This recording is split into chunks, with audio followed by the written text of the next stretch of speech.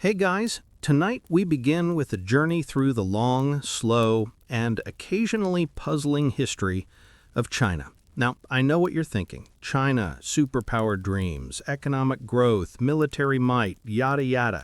But tonight, we're not rushing. No flashy headlines, no dramatic music. Just you, me, and the gentle, inevitable grinding of centuries, empires, and ambitions that somehow never quite line up with reality. So, dim the lights, maybe fluff a pillow, and let's settle in. Before we get into modern headlines and GDP charts, which, trust me, can be just as sleep-inducing as a thousand-year-old scroll, we need to understand the bedrock. China is old, really old. Like almost everything you thought about history fits into the last 200 years, but China had already done all that stuff and more centuries ago. Old. The civilization we now call China stretches back over 3 millennia of recorded history, which is basically a lot of dynasties politely taking turns running the place into the ground. Let's float over to the Xia and Shang dynasties, around 2000, 1046 BCE. There's a lot of archaeological debate here, but for our purposes, let's just agree that early rulers in China were already showing some classic patterns: centralized power, fancy bronze ritual vessels, and the occasional excessive cruelty toward, well, whoever was convenient at the time. If you were alive then, you'd probably be thinking, yes, impressive civilization, but maybe don't ask the emperor for a favor unless you like being boiled or buried alive. Charming. Moving on, the Zhou dynasty took over in 1046 BCE, which is the dynasty that basically invented the idea that the ruler needed some kind of moral justification called the Mandate of Heaven. Fancy term, basically saying, you rule because you're legit. For now. And if things go badly, well, clearly, heaven got tired of you. A calm, gentle system of moral oversight that works great until it doesn't, which, as history reminds us repeatedly, it never really does. Fast forward a few centuries to the Qin dynasty, 221 BCE, led by Qin Shi Huang, the first emperor. The guy unified the various warring states, standardized weights, measures, and even the written script, which is very efficient.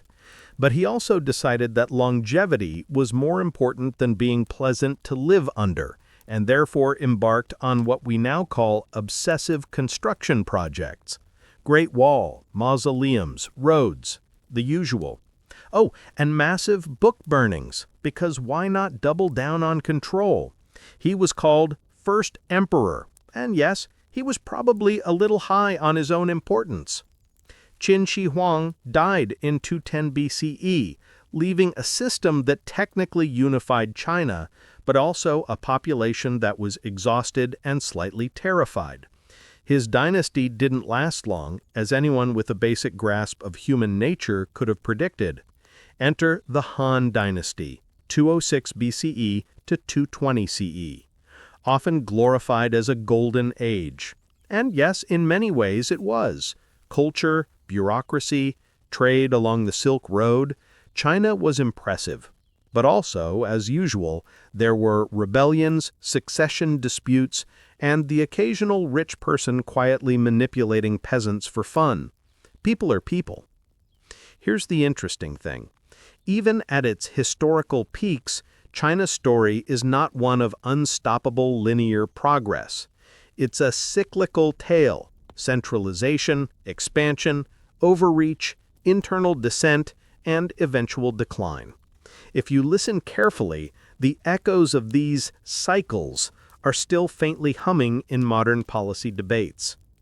Now, let's drift into the Ming dynasty, 1368 to 1644. This is where the elegance and excess really start to pile up. The Ming emperors were big on construction, exploration, and ritual display, but also very concerned with bureaucracy. There were official manuals on how to be an emperor.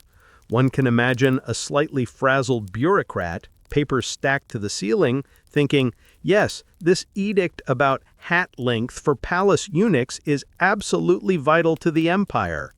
And it probably was, in its own very slow, pedantic way. The Qing dynasty followed, lasting from 1644 to 1912. The last imperial dynasty, ruled by the Manchus, had an uncanny ability to survive despite internal inefficiency and external pressures. By the 19th century, however, the cracks were obvious. Economic stagnation, population pressures, and repeated conflicts with Western powers and Japan. Treaties were signed that ceded territory, limited sovereignty, and often humiliated China in ways that were quietly endured because, well, what else could be done? All of this historical context matters because the patterns we see in China's dynastic past echo subtly into the present. The empire has survived over millennia, yes, but almost never without internal friction, overextension, or quiet grinding limits on its capacity to project power effectively. Demographics, for example. Now, fast forward to the modern era. One of the most talked about limits to China's superpower ambitions is its population, or more precisely, the changing structure of it. The one-child policy, implemented in 1979, did exactly what it was supposed to do: slowed population growth. But of course, it also created a problem: an aging population.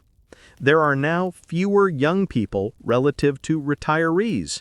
Picture a country the size of China, with millions of old folks, fewer workers, and everyone silently wondering who's going to pay for all this.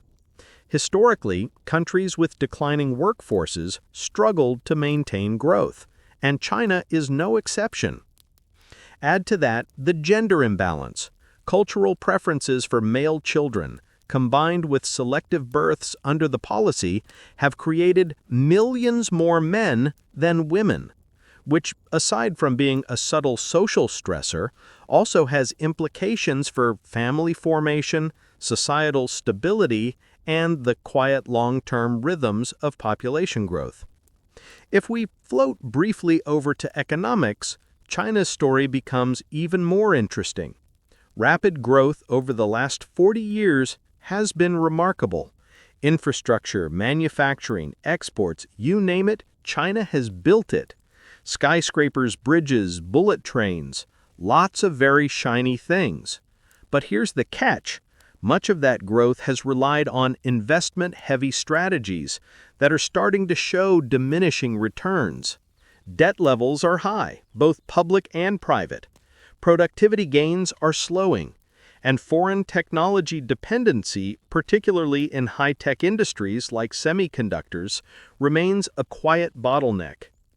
Economic historians would point out, gently, that growth fueled by investment and exports tends to plateau if domestic consumption and innovation don't keep pace. Japan and Germany, after periods of rapid industrial expansion, eventually hit ceilings. China may very well face a similar plateau, though on a larger scale and with more complex internal pressures. Politically, China has a highly centralized system. Stability, yes. Flexibility, not so much. In a way, the party's control is impressive. You can make decisions quickly, enforce them efficiently, and often avoid the messy back and forth that democracies experience. But history shows that rigid systems struggle to adapt when unexpected crises arise. Mistakes are hard to correct. Innovation, especially grassroots, often suffers under a tight lid. Consider the historical comparison to dynastic China. Emperors who tried to centralize too much power often saw innovation stifled, and bureaucrats quietly subvert policies for survival. Now, imagine that pattern scaled up to a modern country of 1.4 billion people, not exactly a recipe for unstoppable adaptive global dominance. Environmental issues quietly add to the story. Air pollution, water scarcity, soil degradation. These aren't dramatic flashpoints, but they are steady, creeping limits. Energy dependence, particularly on imports of oil and gas, and the looming consequences of climate change also complicate matters. Historically, environmental constraints have influenced the rise and fall of civilizations from Mesopotamia to Rome. In China, centuries of experience hasn't erased nature's quiet limits. Finally, geopolitics. China's global ambitions bump up against other nations' interests. Tensions with the US, Japan, India, and Europe create friction. Taiwan remains a potential flashpoint. The South China Sea is dotted with disputes. And in the modern interconnected world, military... Welcome back, friends. Let's continue our gentle journey through the quiet forces that subtly limit China's ambitions. If you're still awake and not yet drifting off into a pleasant, history-laden nap, this part will guide you through demographics, economics, and politics at a measured pace. Keep your pillows fluffed. Demographics, the slow grind of numbers. We mentioned the one-child policy in Part 1, but let's unpack that more. Implemented in 1979, it was designed to curb population growth, and it did, efficiently. Fewer children meant fewer mouths to feed, or so the planners thought. But nature, history, and basic math don't always follow policy. Now, decades later, China faces an aging population. The proportion of people over 65 is steadily rising. Fewer young workers relative to retirees means a shrinking labor force. Less labor leads to slower economic growth. And slower growth complicates everything from pensions to health care. Imagine a workforce that's quietly getting smaller, while a mountain of retirees grows higher and higher like a sandcastle slowly collapsing under its own weight. Then there's the gender imbalance. For cultural and historical reasons, many families preferred boys. Combine this with selective births, and voila, millions more men than women. Socially, this leads to delayed marriages, smaller families, and some very lonely men quietly wandering the countryside. Demographically, it compounds the decline in population growth. And as any historian might note with a dry chuckle, empires tend to stumble when there aren't enough young people to carry the torch, or in this case, the taxes and the workforce. Even fertility policies have evolved. The government relaxed the one-child limit, then encouraged 2, then 3 children. But habits, economic pressures, and societal norms rarely shift as fast as policy. So while the laws now suggest more children are welcome, the population isn't suddenly going to rebound. Demography, like an old, slow river, doesn't rush. Economic constraints, growth, debt, and diminishing returns. Now let's drift over to the economy. China's rapid growth over the past 40 years is remarkable. Skyscrapers, bullet trains, ports, and industry zones sprouting like mushrooms after a rainstorm. Impressive. But remember, high growth fueled by heavy investment and exports has limits. Much of China's modern success relied on massive infrastructure projects and cheap labor. Factories churned, ports hummed, and money flowed. But investment-led growth tends to plateau. You can't just build bridges forever. Eventually, they exist. Roads, airports, and housing developments reach saturation. Productivity slows. Returns diminish. Debt is quietly creeping into the picture. Governments, local and central, borrowed heavily. Corporations did the same. High debt can maintain growth in the short term, but over time, it quietly reduces flexibility. History reminds us, over-leveraged economies stumble, slowly but persistently. Japan's post-1980s bubble comes to mind. Germany after reunification too, though that was a more complicated case. Then there's innovation. China has made impressive strides in AI, 5G, and high-tech manufacturing, but some areas remain dependent on foreign technology. Semiconductors, advanced aviation components, and cutting-edge electronics still often rely on imports. Modern superpower status isn't just about manufacturing, it's about self-sufficiency in critical industries. And any disruption, a trade restriction here, a sanction there, can quietly impede progress without dramatic headlines. Political rigidity. Stability comes at a cost. Let's float into politics now. China's centralized system under the Communist Party is impressive in its efficiency. Policies can be enacted quickly. Dissent can be quietly managed. Decisions rarely get bogged down in debates because debates aren't really part of the picture. But efficiency has trade-offs. History teaches that rigid systems struggle to adapt to unexpected crises. Mistakes are hard to correct. Innovation, especially the kind that comes from bottom-up experimentation, is often constrained. Think of it as a slow-moving river hitting a dam. The water still flows, but it can't take new paths without creating turbulence. Looking back, dynastic China often faced similar patterns. Emperors centralizing power created stability, but also inertia. Bureaucrats would quietly subvert inconvenient policies.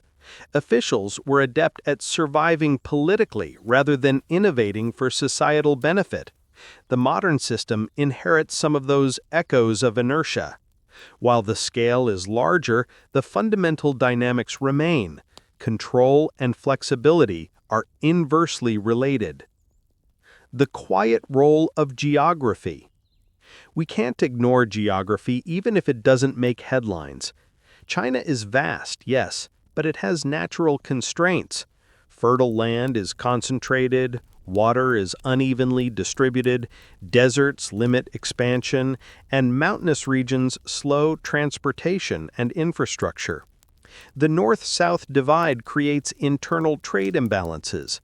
Rivers like the Yellow and Yangtze provide resources, but also flood, quietly and predictably, creating economic drag. Historically, great powers often overextend themselves geographically. Logistics quietly limit the ability to project power. Roads, rivers, and mountains set constraints that even the most efficient bureaucracy can't entirely overcome. Modern transportation is faster, but geography hasn't disappeared. It merely requires bigger planning efforts, longer timelines, and more resources. Energy and environmental pressures. China's industrial growth has created environmental pressures that are subtle but persistent. Air pollution affects public health. Water scarcity and contamination strain agriculture and daily life. Soil degradation limits productivity. Energy dependence, particularly on imported oil and gas, quietly exposes vulnerabilities. Climate change adds a slowly accumulating challenge. Rising sea levels threaten coastal cities. Flooding affects farmland. Weather patterns shift, quietly affecting harvests and food security. Historically, environmental stress has been a slow but effective limiter on empires, from Mesopotamia to Rome. China, for all its technological prowess, is not immune to these patterns. Soft power and geopolitics. Global influence isn't just about size, GDP, or military strength. It's also about alliances, diplomacy, and soft power. China's rise has been met with careful, sometimes quiet pushback from other global powers. Tensions with the United States, Japan, India, and Europe limit freedom of action. Taiwan is a potential flashpoint, not a headline-grabbing war, but a constant strategic constraint. The South China Sea disputes quietly shape naval deployments and trade patterns. History suggests that superpowers are rarely unchallenged. Every attempt to project influence encounters friction, resistance, or subtle containment strategies. China is no exception. Even with significant resources and planning, external pressures can quietly erode potential dominance over decades. Looking back to see forward. If we step back for a moment, patterns emerge. History, demographics, economy, politics, geography, and environment all quietly conspire to shape a nation's trajectory. China has achieved extraordinary feats, certainly, but there are persistent, slow-moving limits that accumulate almost imperceptibly. Empires rise, flourish, and then stumble, not in a single dramatic crash, but in long, quiet periods of friction, plateau, and constrained ambition. In a way, watching China's modern ambitions unfold is like observing a dynastic story from centuries past. The names and technologies change, but the rhythm remains. Expansion, overextension, internal pressure, subtle environmental limits, and the quiet pushback of neighbors. So tonight, as you settle further into your chair or pillow, think of China not as an unstoppable juggernaut, but as a civilization with remarkable achievements facing persistent, quiet constraints. It's a story of ambition, strategy, and slow, patient forces that shape destiny without dramatic headlines. Historical comparisons, lessons from empires past. To understand China today, it's helpful to remember that other nations have faced similar patterns. Let's start with the Soviet Union. Once hailed as a rising superpower, it had impressive industrial capacity, military might, and ideological reach. But beneath the surface, demographics were shifting, economic rigidity was building, and political stagnation quietly undermined innovation. The USSR lasted longer than many expected, but in the end, slow internal pressures quietly dismantled it. No flashy headline announced its demise. It was a gradual, almost sleepy unraveling. Japan is another instructive example. After World War II, it experienced rapid industrial growth. It built remarkable infrastructure, advanced technology, and a strong global reputation. But over time, demographics slowed growth. Natural resource limits constrained industrial expansion, and societal habits shifted. The economy plateaued. Japan remained powerful, yes, but the dream of global dominance quietly plateaued long before it ever reached superpower levels. Even ancient empires like Rome and Ming China show similar patterns. Expansion, internal dissent, resource limits, and overextension quietly combined to slow progress long before dramatic collapses occurred. Rome didn't fall in a single moment, it stumbled incrementally, century by century. The Ming dynasty similarly faced fiscal strain, natural disasters, and rebellion that accumulated slowly, quietly eroding its capacity to project power. China today mirrors these historical patterns in subtle ways. Size, ambition, and resources are impressive, but persistent internal pressures, demographic shifts, and external frictions quietly shape outcomes over decades. Technology, the modern, quiet battleground. Now, let's drift into technology, the modern marker of superpower status. China has made impressive gains in AI, 5G networks, and even quantum computing. The country's capacity to deploy technology on a massive scale is remarkable. Skyscrapers, smart cities, and rail networks are all visible signs of technological ambition. But here's the nuance. Global superpower status isn't just about deploying technology, it's about being self-sufficient in critical domains. Semiconductors, high-end aviation components, and certain cutting-edge electronics still largely depend on foreign production or expertise. Subtle disruptions, trade restrictions, sanctions, or diplomatic friction can quietly constrain progress without dramatic headlines. Think of it as a slow-moving chess game. Every move matters, and a single dependency can subtly tilt the balance over years. While China is rapidly improving, competitors such as the US, Japan, and Europe maintain their own quiet advantages, making global dominance a long-term challenge rather than an immediate inevitability. Global strategy, quiet frictions and limitations. Geopolitics also operates in a gentle, slow rhythm, rather than a series of headline-grabbing events. Tensions with the United States, Japan, India, and Europe aren't always visible in real time, but they quietly shape trade, military posture, and diplomacy. Taiwan remains a potential flashpoint. The South China Sea hosts a maze of overlapping claims. Each of these factors subtly limits the freedom to project power. History shows us that no ambitious empire operates in isolation. Every expansion, every projection of influence encounters resistance, sometimes overt, sometimes quiet and persistent. Modern China's ambitions are subject to these same dynamics. Even with impressive military and economic capacity, soft pushback, sanctions, and strategic countermeasures quietly erode the ability to achieve unchallenged dominance. Internal challenges, innovation, bureaucracy, and social pressures. We've touched on political rigidity, but let's explore it more gently. Centralized governance is efficient but slow to adapt. Bureaucrats excel at survival rather than innovation. Policies may be enacted with impressive speed, but unexpected crises, economic shocks, demographic shifts, or environmental issues require flexibility. And flexibility, history reminds us, is often inversely proportional to centralized control. Innovation is further constrained by social pressures. A highly monitored society may limit disruptive creativity. The slow creep of conformity quietly suppresses experimentation.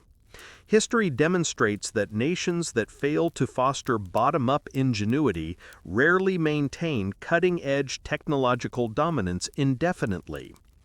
Environment, the quiet limiter. Environmental pressures continue their gentle, relentless influence. Air pollution affects health. Water scarcity limits agriculture and industry. Soil degradation quietly reduces productivity. Climate change, rising sea levels, erratic rainfall, and flooding adds another long-term constraint. Civilizations historically falter not always because of war or conquest, but because environmental limits quietly accumulate. Mesopotamia, Rome, and Ming China all show how the land and resources place subtle ceilings on growth. Modern China, despite technological prowess, is not immune to the slow pressure of natural limits. Soft power, influence beyond force. Superpower status isn't just about armies or GDP. Influence, soft power, is critical. Language, culture, diplomacy, and alliances shape global perception and cooperation. China's rise has met with measured pushback internationally. Relationships with the US, EU, Japan, and regional neighbors are nuanced, often quietly restrictive. Soft power is slow to build and easily eroded. Missteps, perceived overreach, or domestic policy decisions can quietly influence global perception over years. History demonstrates that influence is cumulative, incremental, and fragile, a whisper rather than a shout. The quiet takeaway. As we drift further into this long, slow examination, a pattern emerges. China is impressive, yes. It has resources, history, and capability, But persistent, subtle forces, demographics, economy, politics, environment, technology, and soft power dynamics combine over decades to quietly shape limits. Ambition alone does not equal inevitable dominance. History is full of examples. Empires that looked unstoppable on paper, only to meet quiet constraints that slowed or halted their trajectory. Rome, Ming China, the Soviet Union, and Japan each demonstrate this principle. China, despite its achievements, faces the same slow-moving, quiet realities. So, as you nestle deeper into your chair or pillow, consider China not as an unstoppable juggernaut, but as a civilization navigating centuries-old rhythms. The ambitions are real. The achievements are undeniable. But superpower status? That is subject to a web of subtle, persistent, and often unremarked limits that history whispers about, gently, almost imperceptibly. The economic engine that stalls in slow motion. For decades, China's economic story has been one of staggering growth. Double-digit GDP numbers, glittering skylines, and endless factories churning out everything from cheap socks to high-end electronics. It's the kind of rapid expansion that dazzles headlines and keeps economists happily employed. But the truth is, no economy can grow at that speed forever. Eventually, the math catches up. Wages rise, productivity slows, deaths pile up, and the easy growth building roads, bridges, and entire cities reaches its natural limit. This is sometimes called the middle income trap.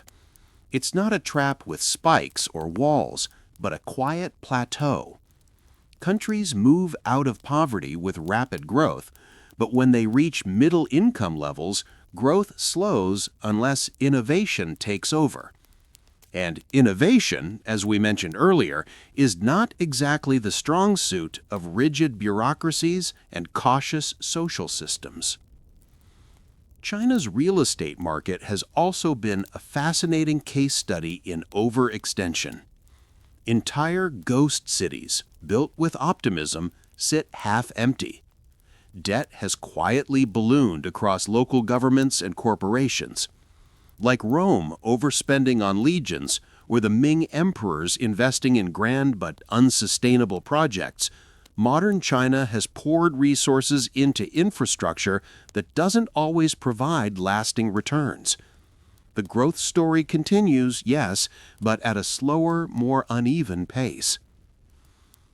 Demographics, the quietest but most unforgiving limiter. If economics is about money, demographics is about people. And nothing shapes the future of a country more than the size, age, and health of its population. China once prided itself on its enormous labor force. It was the country of cheap labor, the factory of the world. But now the workforce is shrinking. Birth rates have fallen dramatically, despite attempts to reverse the one-child policy. Families facing high living costs and demanding work culture simply aren't having more children. This leads us to a familiar historical problem: aging. Picture it like a pyramid slowly flipping upside down.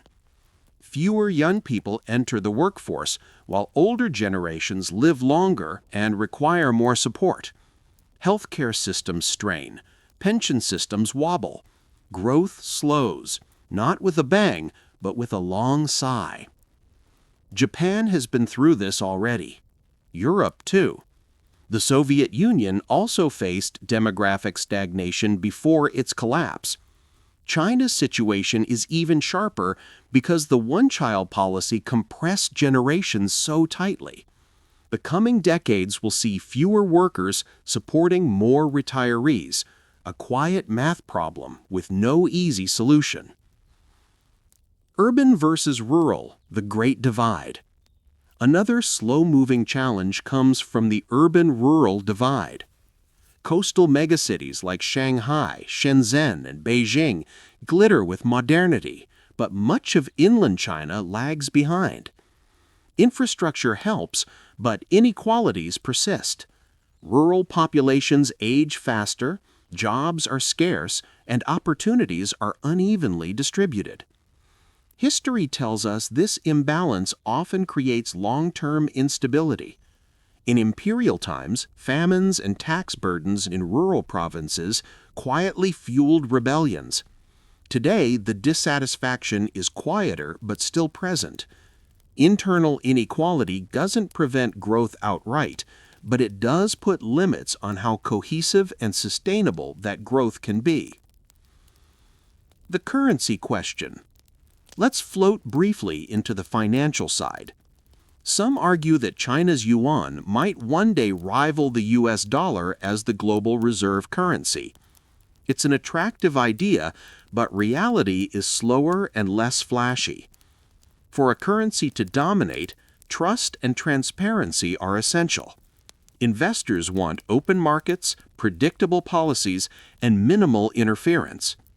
China, with its controlled economy, capital restrictions, and frequent interventions, doesn't quite inspire that kind of trust. The yuan has grown in influence, yes, but global dominance remains far away. Think of it as Rome trying to adopt Greek culture wholesale. Ambitious, impressive, but not quite natural. The global financial system, like culture, doesn't shift overnight. It takes centuries of trust and habit, and China is still decades, if not longer, away from truly rivaling the dollar's dominance. Innovation plateau, the ceiling of copy and improve. For years, China's growth strategy has involved what some call copy and improve. Take a foreign innovation, replicate it, scale it, and sometimes even refine it. This has worked wonders for industries like electronics and manufacturing. But long-term superpower status requires originating the cutting-edge breakthroughs consistently. That kind of creativity requires open debate, freedom to fail, and messy experimentation. Bureaucracies are not usually good at nurturing that. The Soviet Union had brilliant scientists, but their discoveries often fell short of transforming into global dominance because of rigid systems. China's achievements in AI, space exploration, and green energy are real, but the ceiling comes when innovation requires risk, chaos, and freedom, elements not easily embraced in a tightly controlled environment. Global trust and alliances, the soft power deficit. Superpowers are rarely solo acts. The United States, for all its flaws, built networks of alliances, cultural exports, and soft power influence through movies, universities, and even fast food chains. People wanted to learn English, adopt American trends, and engage with its institutions. China, on the other hand, struggles with this softer side of influence. Confucius institutes and cultural diplomacy exist, yes, but they often meet skepticism abroad. Regional neighbors, rather than rushing into China's orbit, hedge their bets with alliances elsewhere.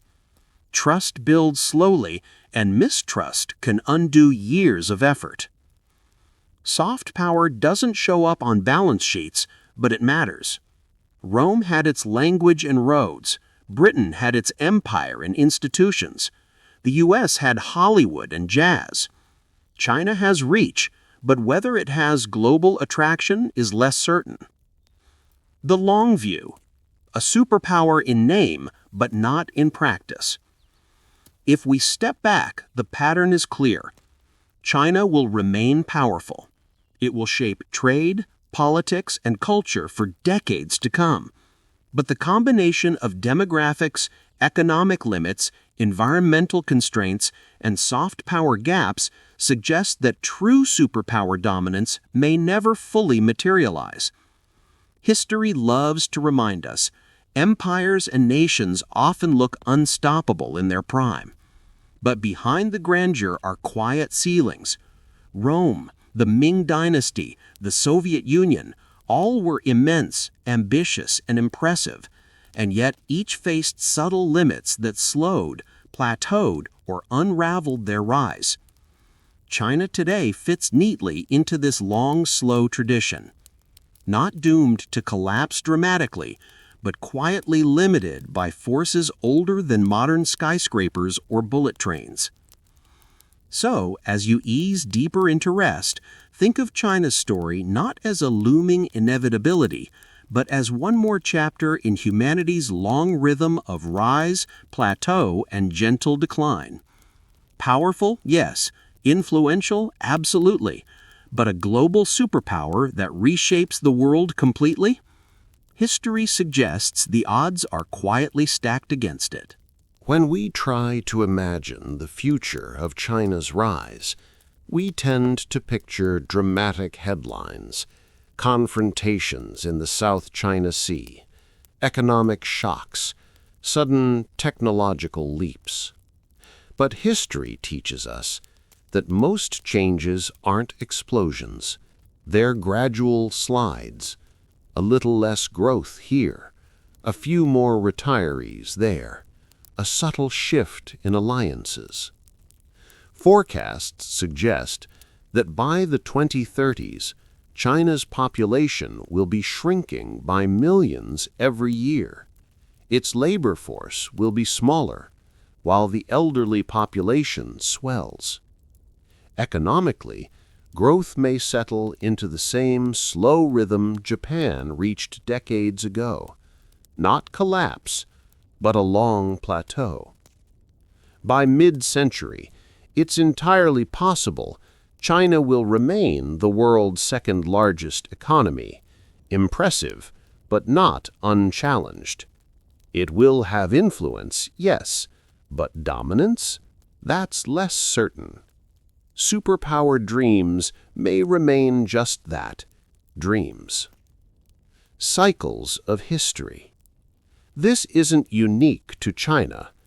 Empires and great powers throughout history follow eerily similar arcs. Rome stretched too far, then quietly weakened before barbarian kingdoms picked apart the leftovers. Spain basked in gold and empire, then sank into debt and decline. Britain ruled the seas, then gradually made room for the United States. The Soviet Union, with its endless parades and missiles, vanished almost overnight, but the signs had been building for decades. China is not immune to these cycles. It had its golden ages, the Tang, the Song, the Ming. Each rose brightly, each hit limits, each eventually gave way to something smaller, slower, or simply different. If history repeats itself, then the current rise of China is just another chapter, not the final one. The human side of limits. It's easy to get lost in GDP numbers and military budgets. But remember, these forces ultimately affect people's lives. Young families deciding whether to have children, retirees living longer than pensions can support, farmers in northern provinces struggling with dry land, students dreaming of innovation but nudged toward safer, approved paths. These quiet personal realities shape the trajectory of nations more than flashy infrastructure projects or international speeches. Empires stumble not just because of politics, but because ordinary lives become quietly unsustainable. The illusion of inevitable rise. Perhaps the biggest myth about China's superpower ambitions is inevitability. For years, analysts have said it's only a matter of time. But time is not neutral. Every year brings new challenges, shifting demographics, changing climates, unexpected competitors. History rarely moves in straight lines. It bends, loops, and sometimes stalls. The assumption that any one nation will dominate the future ignores centuries of evidence that nothing stays on top forever. A slow, sleepy conclusion. So, where does that leave us? China will remain powerful. It will shape trade, technology, and geopolitics. It will be a voice too loud to ignore. But when we peel back the layers, we see the familiar forces of history: aging populations, rigid politics, environmental stress, soft power gaps. They whisper the same message. Superpower dreams rarely match superpower reality. Not doomed to collapse, not destined to vanish, just quietly limited like so many powers before it. A giant, yes, but not an unstoppable one. And with that, we can finally close this long, calm story. You can rest easy knowing that history is less about dramatic rises and falls, and more about gentle cycles, repeating over and over, no matter how powerful the nation. So, dim the lights, take a breath, and let your mind drift. China's future, like Rome's past or Britain's empire, will be shaped not by loud explosions, but by the slow, steady rhythm of history. Good night, and sleep well. Power is often described as sharp, decisive, overwhelming. But in practice, it's usually slow, fragile, and conditional. The British Empire once claimed the sun never set on its territories, but eventually it did one long sunset, century after century. The United States looked untouchable in the 1990s, yet even it wrestles with internal strains. Power is never absolute. It's always partial, always temporary. China is simply the latest actor on this stage. It shines brightly in this moment, but the spotlight is never permanent. Patience and the long view. One of China's cultural strengths has always been patience. Dynasties fought in centuries, not just decades. Walls and canals were built to last longer than a lifetime. This perspective often gives China an advantage over rivals who rush from election cycle to election cycle. But patience has limits. You can wait a century for results, yes, but demographics, environment, and economic ceilings don't politely hold still. Time is a friend, but also a quiet opponent. Why superpowers fade quietly? If you look back, most so-called superpowers don't fall in fiery spectacle. They drift. Spain faded after its golden age of silver and conquest. France lost global primacy slowly, not suddenly. Even Rome, supposedly sacked, had been quietly hollowing out for centuries. China's future likely won't involve dramatic collapse either. No sudden implosion, just the gradual balancing of ambition with reality until the dream of unchallenged dominance becomes something softer, more modest, and perhaps more realistic. The comfort of cycles. There's something oddly comforting about this pattern. It means no empire lasts forever, but also no decline is total. After Rome fell, pieces of it lived on in Byzantium, then in medieval Europe. Britain lost its empire, but London is still a financial hub. The Soviet Union dissolved, but Russia remains influential in its own way. So too, China may not become the singular global superpower some imagine, but it will remain important, central, and enduring, just not invincible. The sleepy wrap-up. And so, as we come to the end of this very, very long reflection, let's settle into the quiet truth. China's rise is real, but its limits are just as real. It will not dominate the way empires once dreamed.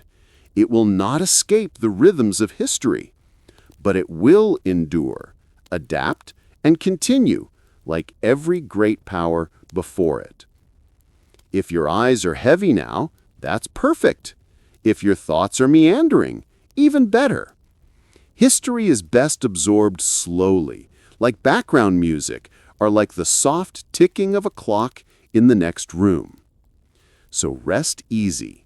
The future is uncertain, but the past tells us this much. No dream of empire ever lasts forever. Good night. Rome is always the obvious example. But let's take a slower look. At its peak, Rome controlled the Mediterranean world, built aqueducts, minted coins, and declared itself unshakable. And yet, over centuries, things shifted. Armies grew expensive, taxes grew heavy, population growth slowed. Sound familiar? By the time the fall came, it wasn't a single event. It was a long unraveling. Roads crumbled quietly, farmers abandoned fields, emperors lost interest in the provinces. Rome's decline wasn't a thunderclap. It was a long yawn. The Ottoman interlude. Fast forward to the Ottomans. At one point, they held vast territories across Europe, Asia, and Africa. Their military innovations and administration seemed unstoppable. But by the 18th century, they were called the sick man of Europe. Why? Demographic pressures, economic stagnation, internal corruption, all the slow, familiar forces. Their empire didn't end dramatically in one day. It limped along for centuries before dissolving. China, too, could find itself in a similar slow balancing act, still powerful, still present, but less dominant than once imagined. The British lesson. The British Empire loved to boast it ruled a quarter of the world, and for a while it really did. Steamships, colonies, trade routes. London was the beating heart of global power. But the decline came quietly. Wars drained resources. Colonies sought independence. New powers rose. Britain didn't vanish, of course. It reinvented itself as a smaller, still wealthy, still influential nation, but not an empire. China's story may echo this. Impressive reach, but eventual recalibration. Not collapse, just downsizing. The Soviet reminder. The Soviet Union is the modern ghost haunting China's path. On paper, it had everything. Land, resources, industry, nuclear weapons. It projected confidence with parades and propaganda. And yet the slow drip of demographic stagnation, economic inefficiency, and lack of innovation wore it down. When the collapse finally came, it felt sudden, but in truth, it had been unfolding for decades. China is not the Soviet Union, but it faces some of the same quiet risks: rigid politics, economic overreach, and the slow erosion of public confidence. China in the Hall of Ghosts. So picture China's portrait hanging alongside Rome, the Ottomans, Britain, and the Soviets, not as a failure, but as another empire that dreamed of endless expansion, only to discover that history always whispers the same answer. Nothing lasts forever. Ambition meets limits. Dreams meet reality. Empires meet their ceilings. A gentle closing thought for tonight. The lesson isn't tragic or even dramatic. It's simply human. Every great power rises, shines, and then adjusts. China's superpower dreams may be impressive, but they are also temporary, just like every empire before. And that, dear listener, is the slow, soothing rhythm of history, a lullaby of cycles, a bedtime story of ambition and decline, played over and over across the centuries. So if your eyes are heavy now, let them close. If you're still awake, well, you might need Part 8. Good night for now. Civilizations like to believe they're special. Rome thought it was eternal. Britain thought it ruled destiny. The Soviet Union thought it would outlast capitalism. China thinks the century of humiliation will be followed by a century of leadership. But the pattern doesn't change. Growth, plateau, decline. Not dramatic collapse every time, but a slow curve downward, like a wave rolling back into the sea. No nation has ever broken the cycle. Not with armies, not with wealth, not with slogans. China's long patience meets short limits. China's leaders love to talk about patience, long-term thinking, thousand-year horizons. And yes, that patience is real. But patience doesn't fix shrinking populations or water shortages or slowing innovation. You can wait as long as you like, but some numbers don't change just because you want them to. It's like trying to outweight gravity. You can pause, but eventually you fall. The whisper of the land. Empires often forget the land beneath their feet. Soil, rivers, forests, air, all the quiet things. Mesopotamia's fields turned salty. Rome's farmlands eroded. The Mayans faced drought. The British extracted too much from colonies. The Soviets poisoned rivers and air. China, too, carries this quiet burden. Deserts expanding in the north, polluted rivers, disappearing farmland. These aren't dramatic news stories most days. They're just slow, steady reminders that nature always gets the last word. Soft power that never softens enough. And then there's influence. Rome had Latin. Britain had English. The US has Hollywood and the internet. Soft power makes people want to join you, not just fear you.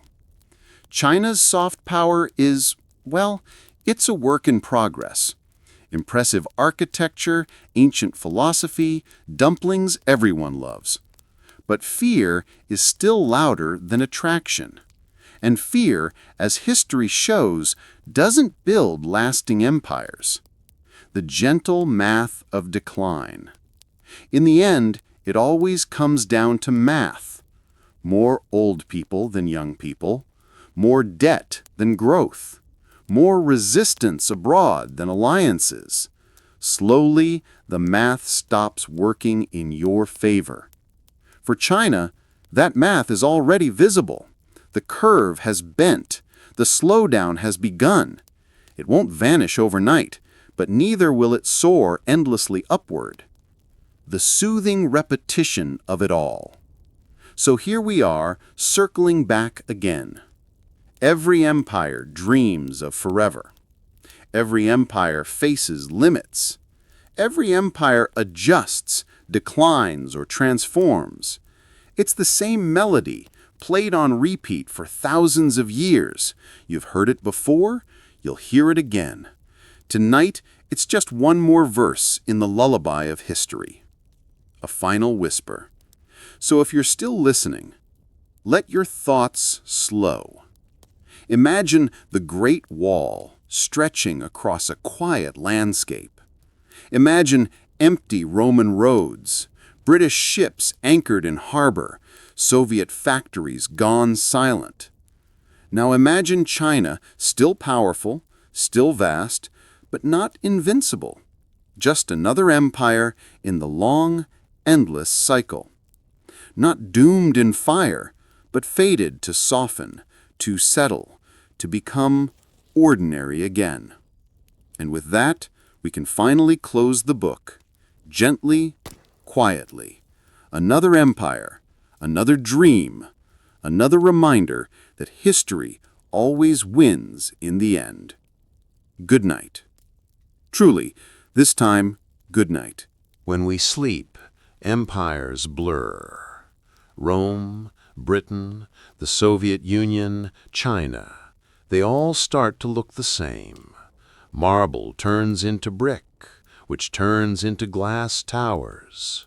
Kings and premiers sound alike after a while. Every speech promises greatness.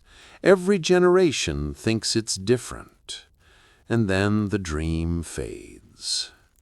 The comfort of limits. Strange as it sounds, decline isn't tragedy. It's natural. It keeps the world balanced. It reminds us nothing is permanent, which is oddly comforting. The strongest empire becomes history. The proudest dynasty becomes a museum. The loudest leader becomes a footnote. China will join that cycle too, not in flames, but in slow fading. Not ruined, not erased, just softened, like all before it. A gentle reminder. So tonight let's repeat the same lullaby lines. Every empire rises. Every empire peaks. Every empire rests. The pattern doesn't change. The names just rotate. Slipping away. If your eyes are heavy now, let them close. If they're already closed, let them stay that way. Imagine scrolls rolling shut in an old archive, one after another. Imagine dust settling on palace floors. Imagine maps being redrawn over and over until the colors blur together. China's dream of forever is just one more map waiting to be redrawn. Final drift. So, if you take nothing else from tonight, though honestly, you probably won't remember any of it in the morning, it's this. History is patient, and no empire has ever been patient enough to outlast it. And with that, we've circled all the way around again. No beginning, no end, just the same soft tune. Good night once more.